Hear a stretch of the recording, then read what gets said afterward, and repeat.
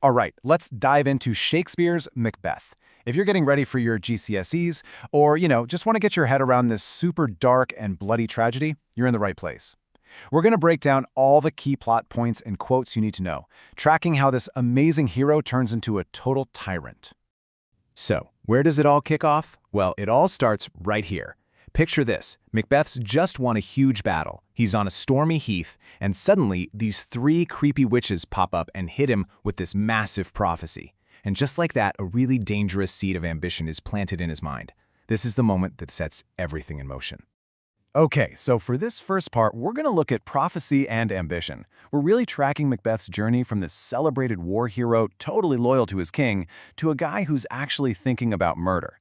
And believe me, it happens fast, all because of that one promise of power. It's so important to remember who Macbeth is at the start. We don't even meet him at first. We just hear about him from this wounded captain who's basically gushing about how amazing he is in battle. He's called Brave Macbeth, and everyone agrees he totally deserves that name. He is the perfect, noble warrior. But that noble hero thing, it gets challenged, like immediately. And it's a two-pronged attack, really. On one side, you've got the witches with their supernatural prophecy. That's the push from the outside. And on the other, you've got his wife, the one and only Lady Macbeth, who's working on him from the inside, psychologically pushing him to go and grab what he was promised. And this quote, it tells you everything you need to know about Lady Macbeth's mindset. The second she reads his letter about the witches, she gets it. She knows he wants to be king, but she's worried. She thinks he's just too nice, that he's too full of the milk of human kindness to do what needs to be done. The dirty work. So this is her advice to him, and honestly, if you're writing an essay, this quote is pure gold. It's all about that key theme of appearance versus reality. She's literally telling him, look harmless, look like a pretty innocent flower, but underneath be the snake ready to strike. It's all about deception. Okay, next up, regicide and guilt. And this is it, the absolute point of no return. They're about to kill the king. This one act is going to throw both Macbeth and his wife into this downward spiral of paranoia and guilt. So let's see what the immediate fallout is. Right before he does the deed, you can see Macbeth's mind just starting to break. He's under so much pressure. He starts hallucinating, seeing this bloody dagger floating in the air, basically pointing the way to Duncan's room. It's this incredible symbol of his guilt and the violent choice he's about to make. And the plan itself? It's a three-step nightmare. First, Lady Macbeth gets the guards drunk and drugs them. Then, Macbeth sneaks in and kills King Duncan while he's sleeping. But then he messes up, he's freaking out, so Lady Macbeth has to take charge, grabbing the bloody daggers and planting them on the guards to frame them. She's the one who finishes the job, and in doing so, she basically seals both of their fates. The second it's done, the guilt just hits Macbeth like a ton of bricks. He's completely tormented. He thinks he heard a voice screaming, "Sleep no more, Macbeth does murder sleep." See, back then, sleep was a symbol of having a clear conscience, of being at peace, and he's just destroyed that for himself, forever. And wow, what a contrast with Lady Macbeth. While her husband is having a complete meltdown, saying all the water in the ocean can't wash the blood off his hands, she's just so practical, almost chillingly so. She just comes out with this line, basically saying, come on, a bit of water will wash away the evidence. At this point, she sees his guilt as just pathetic. All right, on to the next stage, the tyrant's reign.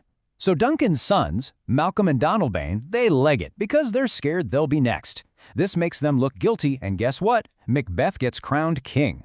But this isn't going to be a happy reign, nope. It's going to be built on paranoia, fear, and a whole lot more blood. And this is the big switch, right? This is where Macbeth goes from being that noble hero to a full-on tyrant. A tyrant is basically a cruel ruler who's grabbed power illegally, and that's Macbeth. He's now driven by this constant, nagging fear that someone's going to take the crown from him, and he will do anything to stop that from happening.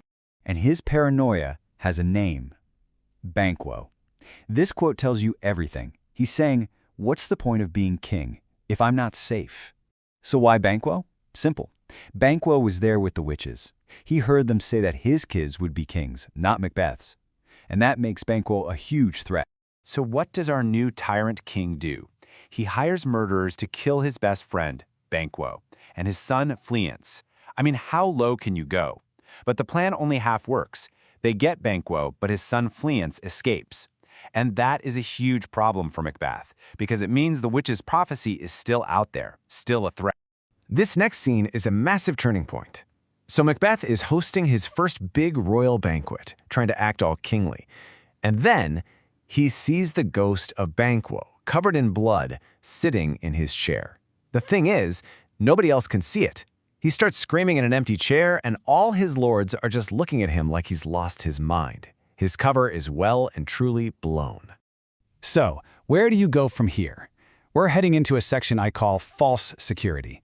Macbeth is feeling totally isolated and desperate, so he does the only thing he can think of. He goes back to the witches. He wants more answers, and boy, do they give him some. But what they tell him gives him this dangerous, fake sense that he's untouchable. Okay, listen up, because these 3 prophecies are absolutely key. First, they tell him to beware Macduff. Okay, fair enough. But then they say that no one born of a woman can harm him. And finally, that he's safe until a forest, Birnam Wood, literally walks up to his castle. Now, you can see why he'd feel pretty good about that, right? They sound impossible, but it's a trick. They're designed to make him feel way too confident. And now that he thinks he's invincible, Macbeth does something truly awful. He takes that first warning about Macduff seriously. But hearing that Macduff has run off to England, he just snaps. He sends killers to Macduff's castle and has his wife and all his children murdered. This is his most brutal act, and it creates the one man who now has a very, very personal reason to want Macbeth dead. And that brings us to the final act, a tragic end. This is where everything just completely falls apart for them. Lady Macbeth's guilt finally catches up with her in a big way. And those clever little prophecies from the witches, well, they're about to come true, just not in the way Macbeth ever imagined. This is such a key point for analyzing Lady Macbeth's character, because she does a complete 180. Remember back in Act 2 when she was so confident and ruthless? A little water clears us of this deed. Well, now she's completely broken by guilt, sleepwalking, haunted by imaginary bloodstains she can't wash away. It's an incredible downfall that ends with her taking her own life.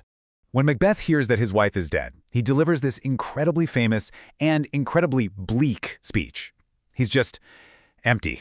He basically says that life is pointless, it just drags on and means nothing. Think about that for a second. Compare this weary, broken man to the ambitious, driven hero we met at the beginning. The transformation is complete, and it's tragic. So what about those prophecies that made him feel so safe? Well, here come the twists. The army marching against him uses branches from Birnam Wood for camouflage, so from a distance, it looks like the forest is literally moving towards his castle. And Macduff? When Macbeth boasts that no man of woman born can kill him, Macduff reveals he was born by cesarean section. The witches never lied, see? They just used clever, tricky language to mislead him, and his own arrogance did the rest. So in the end, Macduff, the man who was not of woman born, kills the tyrant Macbeth in a final showdown. Order is restored, and the rightful king, Malcolm, is put on the throne. And that leaves us with the big question, the one that's perfect to think about for your exam. Was this all fate? Was Macbeth doomed from the start? Or did he bring this all on himself through his own choices? Something to think about.